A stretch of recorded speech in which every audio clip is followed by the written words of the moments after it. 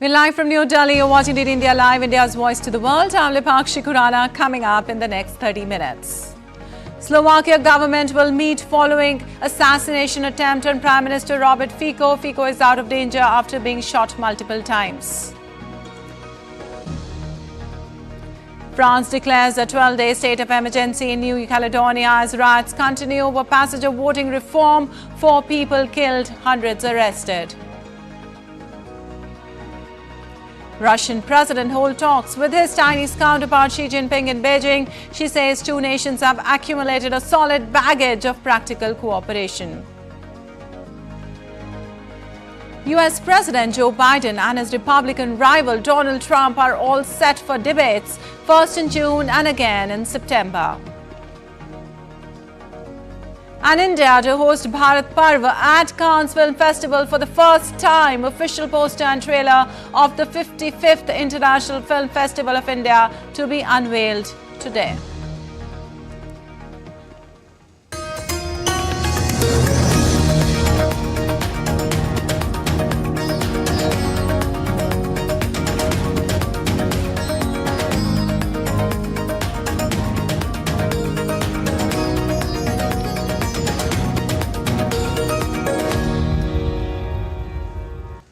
Well, on to the details now. Slovakia will convene a State Security Council meeting and the government will also meet after Prime Minister Robert Fico was shot in an assassination attempt. Fico is said to be no longer in a life-threatening condition. The gunman shot Fico 5 times, initially leaving the Prime Minister in critical condition and undergoing surgery hours later on Wednesday evening. The shooting occurred after Fico attended a government meeting in Handlowa. Police said the 71-year-old shooter is in custody while the motive remains unclear so far. Officials said no one else was injured in the attack.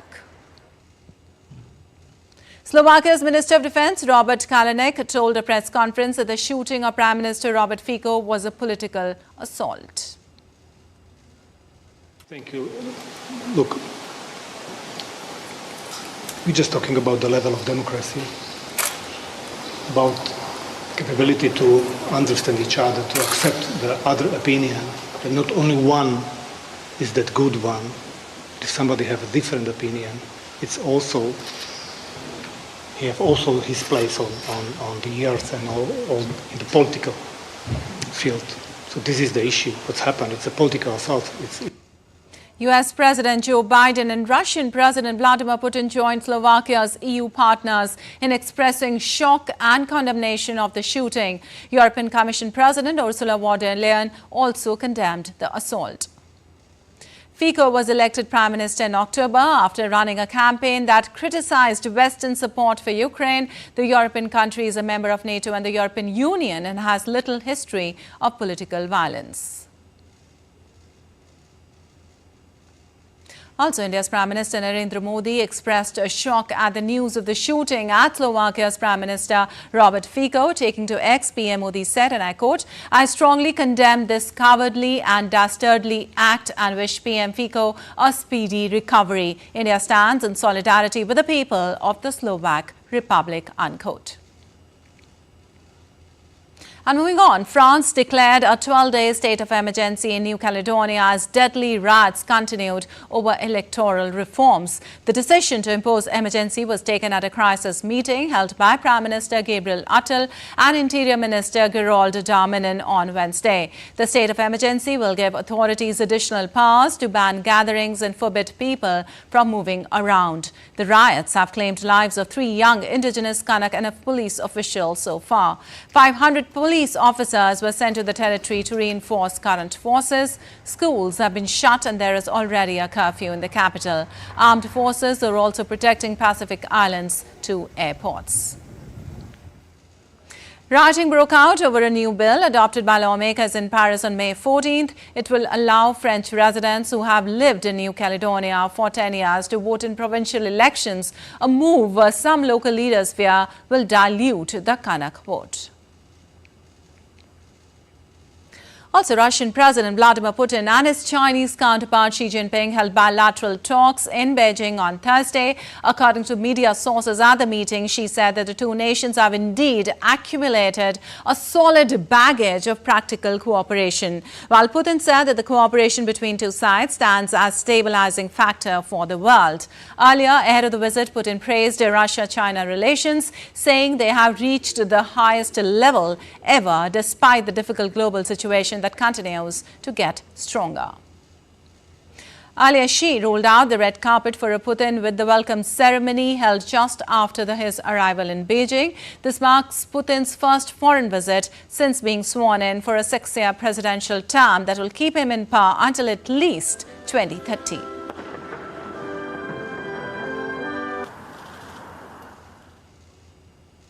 The high-stake moments yet of the race for the White House are now decided. U.S. President Joe Biden and Republican rival Donald Trump agreed on Wednesday to debate each other twice, first on June 27th and again on September 10th.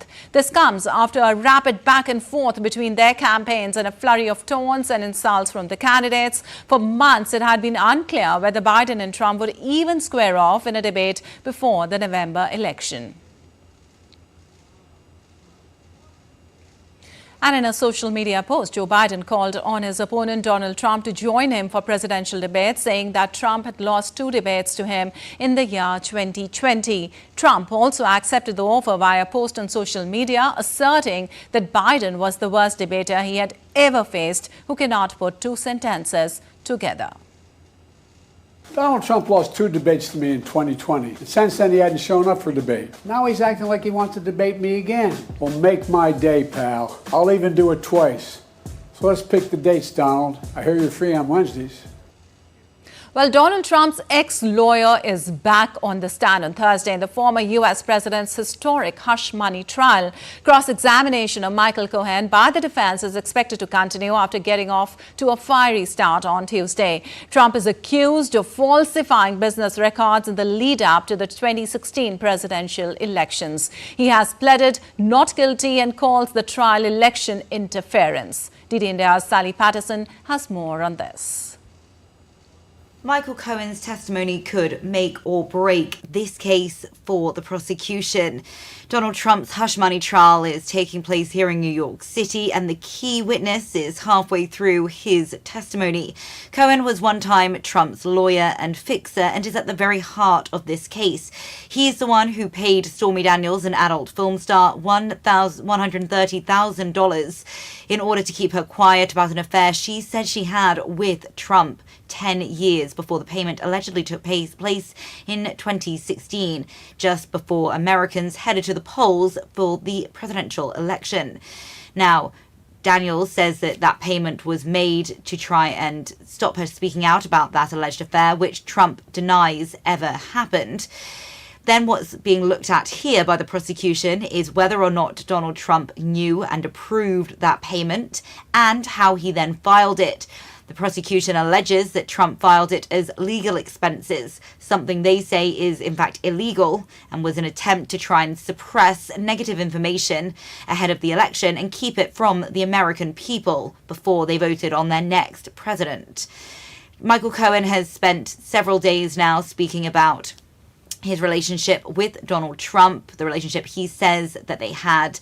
He says that he once called Trump's family his surrogate family, but he says he used to lie on behalf of his boss in order to try and protect him. In fact, he said, "I regret doing things for him that I should not have. I violated my moral compass." That's what he told the jury when speaking about the lies he said he made on behalf of his former boss. Donald Trump has continued to call the whole case a witch hunt, saying that this is a ploy by his political opponents to try and keep him out of the White House. We also heard from his Republican allies speaking outside of court, who said that this was really an effort to keep Trump off of the campaign trail and inside a courtroom instead. Sally Patterson in New York reporting for DD India. Well, the military leaders of NATO will meet in Brussels to discuss the defense of the alliance and support for Ukraine. This comes as Russian invaders continue to advance towards Ukraine's second-largest city of Kharkiv. Alex Cardia reports from Brussels on this. Well, a big focus for this meeting of NATO's military committee will, of course, be Ukraine. We know that Russian invading forces are moving closer to the second largest city in Ukraine, in Kharkiv. We know that Ukrainian forces have been able to push back some of that Russian advance in some of the neighboring villages, but it will be a real concern. We also know that Ukrainian President Volodymyr Zelensky has cancelled several international trips, including one to Spain and possibly one to here in Belgium, very much concerned with the situation in his country. And that will be the case for those NATO military leaders, the more than 30 members of the NATO alliance gathering, those top military commanders coordinating their efforts both for the defense of the alliance but also for support for Ukraine. We know that has been a top priority for Secretary General and for Rob Bauer, the chair of NATO's military commander as well. And we know the United States announcing just in the last couple of days an extra $2 billion in military support for Ukraine, certainly a much needed boost. We know the Ukrainians have also said they need more equipment to push back this Russian advance. Now, as I mentioned, the defense of the NATO alliance will also be a really important topic discussed by these military leaders here in Brussels. We know that as a defensive alliance, it is now renewing what it calls its regional plans, its plans for the defense of Europe should there be an attack on this continent. That will be discussed all in the run-up to a summit of NATO leaders in Washington, D.C. in July. But in the short term, the focus remains very squarely on Ukraine. Alex Cadier in Brussels reporting for DD India. Also, the Russian Defense Ministry said on Thursday that its air defense forces destroyed 5 long-range missiles known as ATACMS that Ukraine's military launched overnight at Crimea. The Russia-installed governor of the Crimean port of Sevastopol said that several residential houses and cars were damaged. No people were hurt, according to the local authorities. Russia annexed Crimea from Ukraine 10 years ago in a move broadly condemned by Kyiv's Western allies. And a summit that Switzerland hopes will pave the way for a peace process in Ukraine has drawn delegations from more than 50 countries, Swiss President Vala Emherd said on Wednesday. The neutral Swiss government was seeking a broad-based turnout from different parts of the world, and 160 invitations were sent, Emherd said at a media briefing with German Chancellor Olaf Scholz after the two met in Berlin. Switzerland wants to persuade more countries from Global South as well as China to sign up, she added. And the Israeli military is calling on the United Nations to investigate the presence of armed terrorists at a UN facility in southern Gaza. The call for probe came after it released drone footage filmed on May 11th showing armed men at the facility. UNRWA, the main UN agency operating in Gaza, said it is unable to verify the authenticity or the content of the video, but said it is likely that the video shows an UNRWA warehouse that was evacuated last week. Meanwhile, UNRWA has condemned the use of UN facilities by any party to the conflict for military or fighting purposes. It also reiterated call on all parties to the conflict to respect the sanctity and neutrality of UN installations. Well, Japan's economy contracted in the first quarter, squeezed by weaker consumption and external demand. The preliminary GDP data released by the Cabinet Office on Thursday. According to data released by the Cabinet Office, Japan's economy shrank by 2% annualized in January to March from the prior quarters, whereas private consumption, which accounts for more than half of the Japanese economy, fell 0.7%, marking it with the fourth straight quarter of decline, the longest streak since 2009. And The Girl with the Needle, Magnus von Horn's World War era drama about a down-on-her-luck woman in Copenhagen, Denmark, premiered at the Cannes Film Festival on Wednesday, marking the Swedish-born director's first time competing for the event's top prize. Von Horn, Sonne and Dryholm posed for photos on the Cannes red carpet and steps from joining guests for the film's premiere screening at the Pallade Festival. The Girl with the Needle is one of 22 films vying the prestigious Palme d'Or prize. The winner will be revealed on the 25th of May. And still to come in this edition of DD India Live. As the phase 5 of general election approaches, all political fires, parties intensify campaigning.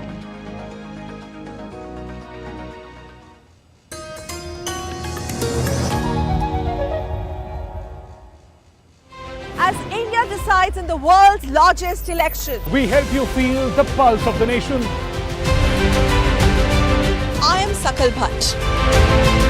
I am Shubhendu Ghosh. This election season, join us on a journey of India. We are in Assam. This is the tea city of India. From down south, Tamil Nadu. Discover the colors of democracy. Gateway to northeast of India. Coastal state of Kerala. Watch Poll Pulse on DT India.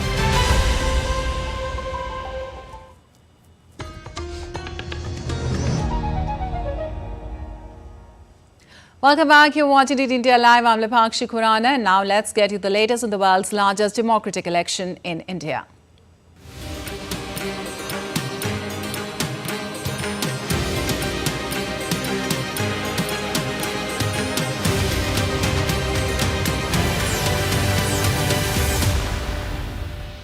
While campaigning continues in full swing for the last three phases of India's ongoing elections, voting for the fifth phase to be held on the 20th of May across 49 constituencies in 6 states and 2 union territories. Senior BJP leader and Prime Minister Narendra Modi is campaigning in Uttar Pradesh today. Prime Minister Modi addressed a public meeting in Lalganj. PM Modi will also hold rallies in Jaunpur, Bhadohi and Pratapgarh.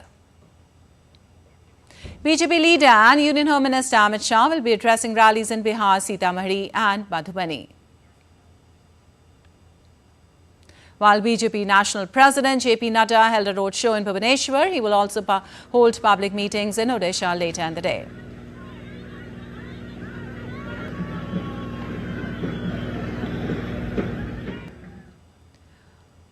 Also, top leaders of opposition parties are holding rallies across the country to woo the voters. Congress President Mallikarjun Kharge will address a public conference in Odisha. He will also attend a public meeting in Fulbani. Congress General Secretary Priyanka Gandhi Vadra will campaign for her brother and party leader Rahul Gandhi in Uttar Pradesh's Rai Bareli. Also, Aam Aadmi Party Supremo and Delhi Chief Minister Arvind Kejriwal is in Uttar Pradesh's Lucknow, where he held a joint press conference with Samajwadi Party Chief Akhilesh Yadav.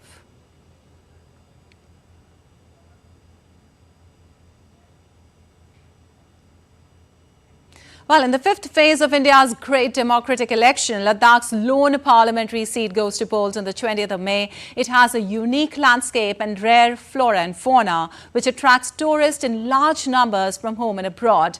There are concerns among Ladakhis about it going to unsustainable levels, but eco-friendly solutions are also being put in place. Voters want sustainable practices to be the way forward in taking Ladakh's tourism to newer heights. DD India's Gautam Roy reports for more from Leh.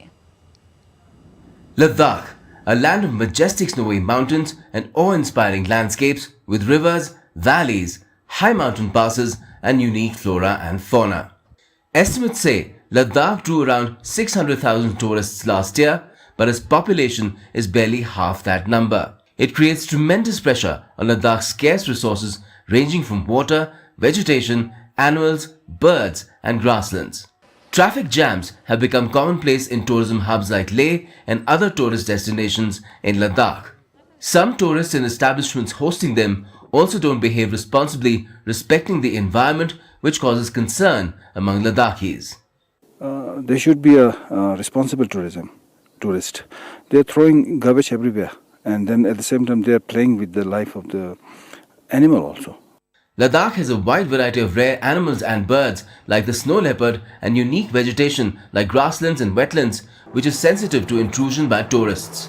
Conservationists have been seeking some form of regulation of entry of tourists in Ladakh. We, to regulate the number of tourists, would be starting some sort of a portal where people can register if they want to visit Ladakh, and there should be a cap to the number of people visiting Ladakh, and that's the only way we can regulate, otherwise it's very difficult. But there's a flip side to the story as well, where resorts, hotels and restaurants have been built in Ladakh in the sustainable mode, using local materials and techniques which have eco-friendly practices like no single-use plastic and no changing of linen daily. Tourists appreciate the effort and stakeholders also take pride in respecting their surroundings. I do think it's very sustainable because of the practices that I've seen them, including the mud plaster that they've built. It's rammed earth, which is like literally built from the earth where the soil is, where the property is. Also, they have a lot of these no to plastic and don't change your towels and things like that. So it's nice. This is the only way, I guess, tourism can go ahead in Ladakh or be it in any part of the world, because we need to really think and take care of this planet. Ladakh is a rare gem of nature which sits on top of India's map like a crown, and efforts are being made to ensure that it keeps enticing tourists from all over the world. Be it tourism or development, sustainability is the way forward, particularly for a eco-sensitive zone like Ladakh. Ecotourism is something that the people here want, an agenda that should be pushed by their chosen representatives when they get to Delhi in election season. With Conference Naveen Kumar Jha, Gautam Roy, Leh, DD India. And DD India correspondent Rama Tyagi spoke to JKNC leader Omar Abdullah, where he expressed his happiness over high voter turnout in Srinagar. Take a look. I don't think it is appropriate for me to start looking for waves. There is definitely an undercurrent in favor of national conference, and that is visible on the ground here. Palhalan is an area where we have hardly ever campaigned, much less received votes. So for people to come out in such large numbers and participate in itself shows that they want to give national conference a chance. Now it is for me to prove myself worthy of this kind of support, this kind of love, because if I fail them, they will not support us again. And it is my duty, it's my responsibility to make sure that I don't fail them. Are you fighting this election on issues or on emotions? Even issues become emotions.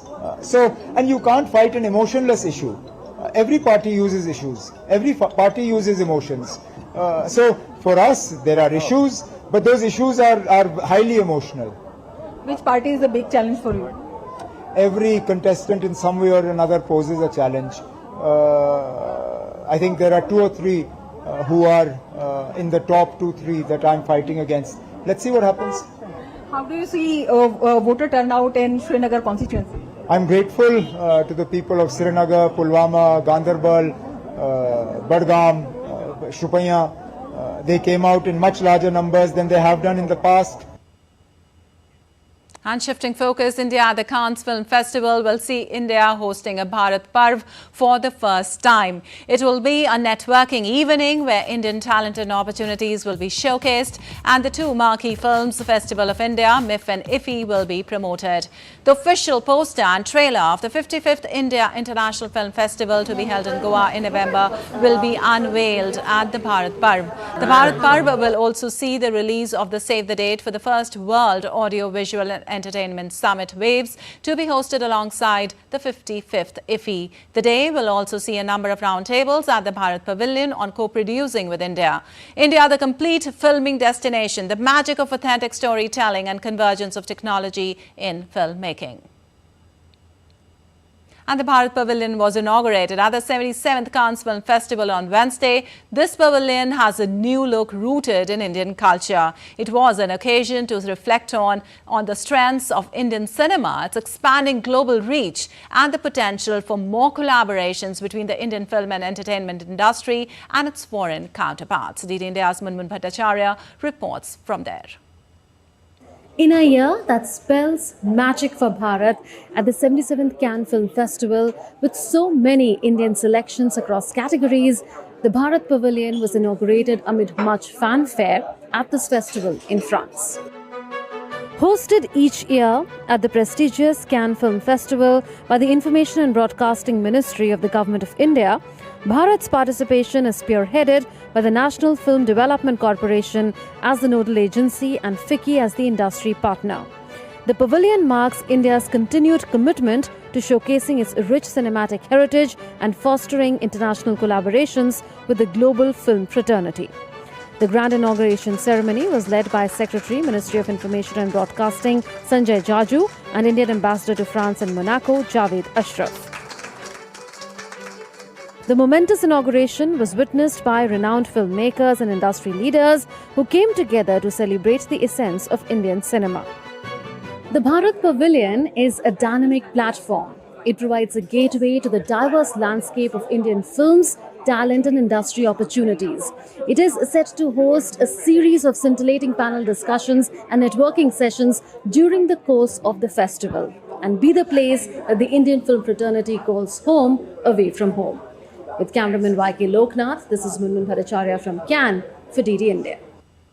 And on to some sports news now. India's football icon Sunil Chhetri announced on Thursday that he will retire from international football after the FIFA World Cup qualification match against Kuwait on June 6th. The national football team captain announced his decision via a video he posted on his social media accounts. As of now, Chhetri stands tall with third most international goals among the currently active players, behind Argentine legend Lionel Messi and leader Cristiano Ronaldo. Going into Chhetri's last international outing next month, India are currently second in Group A of FIFA World Cup qualifiers with 4 points behind leading Qatar. Kuwait are fourth with 3 points.